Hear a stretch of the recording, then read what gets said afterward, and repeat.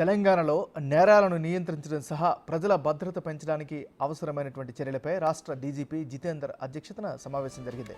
చట్టాల అమలును మెరుగుపరచడానికి అవసరమైన చర్యలపై సమగ్ర అర్ధవార్షిక నేర సమీక్ష భేటీలో అధికారులతో డీజీపీ చర్చించారు.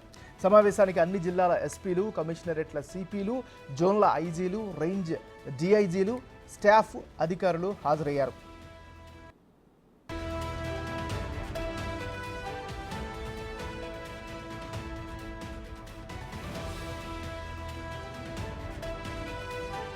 నివారణాత్మక పోలీసింగ్పై దృష్టి సారించాలని, రౌడీలు, అసాంఘిక శక్తులపై కఠిన చర్యలు తీసుకోవాలని డీజీపీ ఆదేశించారు. ప్రజలతో సత్సంబంధాలు పెంపొందించుకోవాలని చెప్పారు. మహిళలు, చిన్నారులపై నేరాలు, సైబర్ నేరాలు, మాదక ద్రవ్యాల అక్రమ రవాణాపై ఏమాత్రం సహించబోమని డీజీపీ జితేందర్ స్పష్టం చేశారు.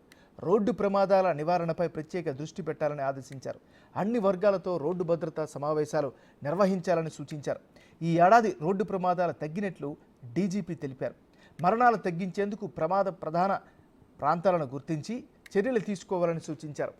డైల్ 100 ప్రతిస్పందన సమయాన్ని మెరుగుపరచాలని ఆదేశించారు.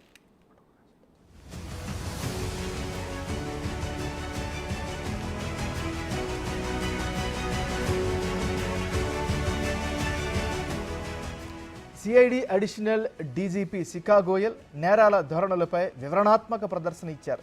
ప్రధాన నేరాల విశ్లేషణ నివేదికను సమర్పించి ఆయా నేరాలు ఎక్కువగా జరిగే ప్రాంతాలను గుర్తించి నివారణ చర్యలపై వివరించారు.